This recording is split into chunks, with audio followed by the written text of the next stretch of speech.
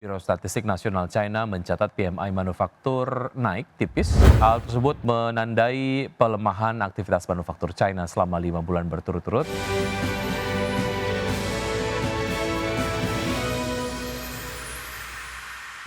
Meski mengalami kenaikan dari bulan Juli, aktivitas manufaktur China tercatat kembali mengalami kontraksi pada Agustus 2025.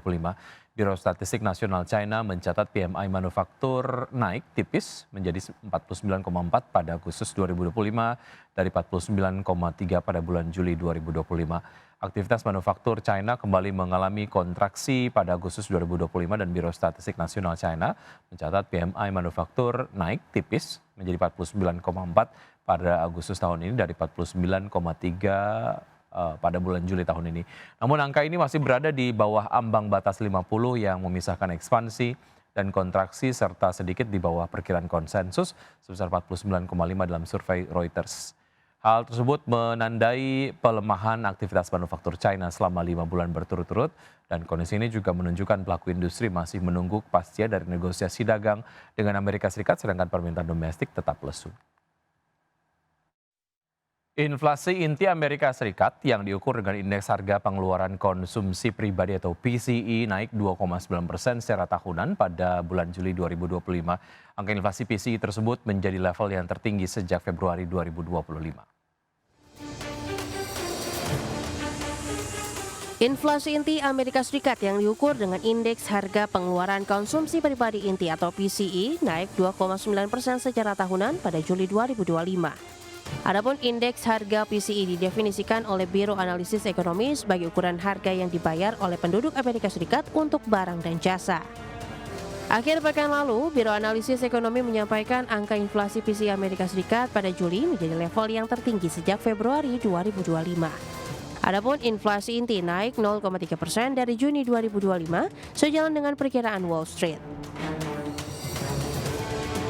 Di sisi lain, indeks sentimen konsumen Amerika Serikat yang dirilis oleh Survei Konsumen Universitas Michigan berada di 58,2 pada Agustus 2025. Angka ini turun dari 61,7 pada Juli dan di bawah level 67,9 pada Agustus 2024 lalu. Sementara itu, indeks kondisi ekonomi saat ini atau IEK turun menjadi 61,7 dibandingkan level 68,0 pada Juli dan lebih tinggi dari 61,3 pada Agustus 2024 lalu. Sedangkan indeks ekspektasi konsumen turun menjadi 55,9 dari 57,7 pada Juli dan lebih rendah dari level 72,1 pada Agustus 2024. Berbagai sumber, IDX Channel. Dari pergerakan bursa global, pemirsa bursa Wall Street berakhir di zona merah pada perangan di hari Jumat dengan S&P 500 berakhir melemah dari rekor tertinggi dipicu penurunan pada saham Dell, Nvidia, dan emiten terkait dengan kecerdasan buatan. Sementara itu investor mencermati data inflasi yang menunjukkan tarif impor mulai memberikan tekanan kepada harga. Kita akan lihat data selengkapnya untuk penutupan perdagangan di hari Jumat di bursa Amerika Serikat. S&P 500 turun 0,64% ke level 6.460 sehari setelah mencatatkan rekor penutupan tertinggi. Nasdaq Composite melemah 1,15% ke 21.455 dan indeks Dow Jones Industrial Average turun 0,2% di level 45.544. Dari bursa saham Eropa, pemirsa yang ditutup melemah di hari Jumat pekan lalu dipicu oleh tekanan pada saham perbankan Inggris serta keraguan investor mengenai data ekonomi Amerika Serikat dan zona euro. Indeks Stoxx 600 turun 0,64% ke posisi 550,14 dan membukukan kerugian mingguan pertama dalam 4 pekan terakhir. DAX Jerman turun 0,57% ke posisi 23.902, FTSE 100 Inggris melemah 0,32% ke level 9.187. Terima kasih Anda masih bergabung sama kami. Pemirsa, indeks harga saham gabungan atau IHSG berhasil memangkas pelemahan setelah koreksi dalam secara intraday di perdagangan di hari Jumat pekan lalu.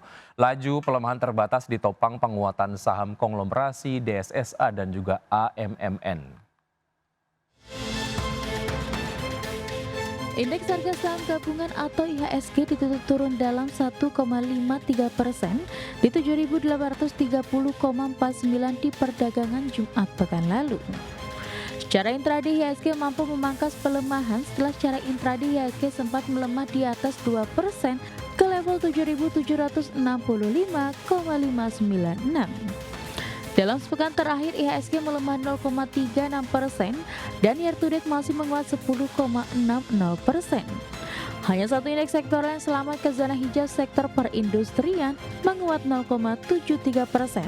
Sementara indeks sektoral dengan pelemahan terdalam sektor barang konsumen cyclical anjlok 3,06%, sektor infrastruktur tergelincir 2,27%, dan sektor teknologi turun 2,25%. Saham yang menjadi pemberat utama IHSG adalah emiten blue chip kapitalisasi besar. Saham BBCA menjadi pemberat utama, kinerja IHSG turun 3% ke Rp8.075 per saham. Saham BBRI ditutup melemah 2,17% di level Rp4.050 per saham. Saham Brand ditutup melemah 2,96% di level Rp9.025 per saham. Saham PLKM ditutup melemah 1,67% di level Rp3.130 per saham. Dan saham TPIA melemah 2,37% di level Rp8.250 per saham. Sementara saham kapitalisasi jumbo yang menjadi penopang IHSG, diantaranya saham DSSA ditutup menguat 2,11% di level Rp99.200 per saham. Saham AMMN ditutup menguat 1,29% di level Rp7.850 per saham. Sementara itu, di tengah gejolak pasar yang terjadi, Direktur Pengembangan Bursa Efek Indonesia Jeffrey Hendrik mengatakan, Bursa Efek Indonesia melihat fundamental pasar teknikal dan wajar karena sudah menembus level intraday tertinggi sepanjang masa.